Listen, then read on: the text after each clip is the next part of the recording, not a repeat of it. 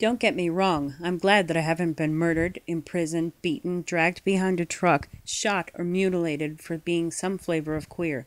But safety is not a privilege, it's a human right. I've never lost everything for being who I am, and I won't start worrying about it now. In fact, I believe I do have a place in society, somewhere on the map, even if it doesn't feel that way. I have a right to speak and listen, and to educate myself about anything I wish, any way I wish, and to derive my own conclusions about who I am.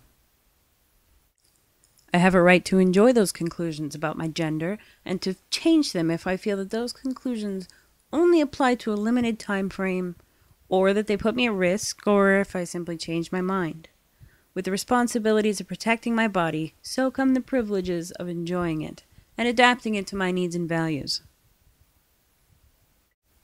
I have the constitutional right and a moral responsibility to vote because I expect my legislators to provide for me the same legal protection that everyone else already has. I am privileged because I have unbridled and immeasurable support from those I love, support that seems to grow in quantity as I need it and never shrinks, even in disagreement.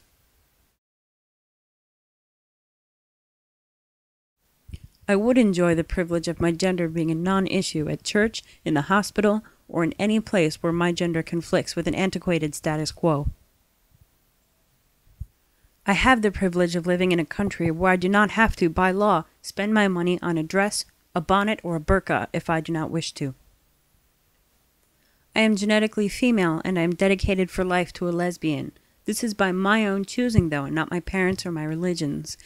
She asked if I was ready to change the pronoun to he. I am, but using she is okay, because the female pronoun is my lesbian partner's identity. That's a valid compromise in a relationship. We share the privileges of each other's respect, and so we share the responsibilities for validating each other. I have a right and a responsibility to accept the abilities and challenges of my own body and mind. However, in acknowledging that I have limits, it does not mean that I am universally limited. It does not mean that I am unable to express who I am because of who I am not.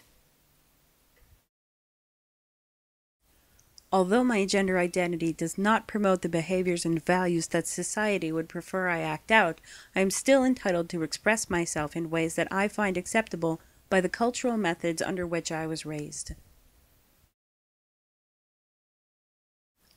There are times when I feel a severe pressure to look, act, and seem female. At those times, I couldn't feel more unnatural.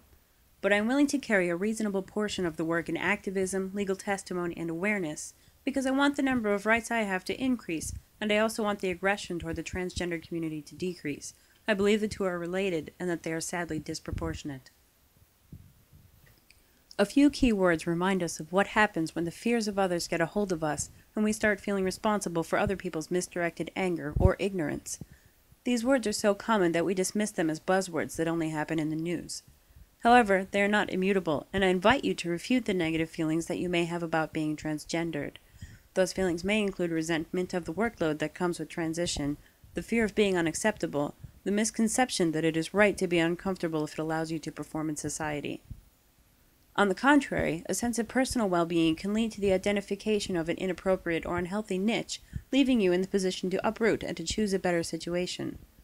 Don't get me wrong, it's a bumpy and uncertain road, but if you take the time to assert your privileges and exercise your rights, you may find that socially you are more fitting as your true self than as a model placeholder for someone just a little bit more secure than yourself. It is healthy to want others to understand you after you have taken the time to understand yourself. Understanding leads to privilege, and if the latter is absent, perhaps it would be good to reevaluate the former. Be well.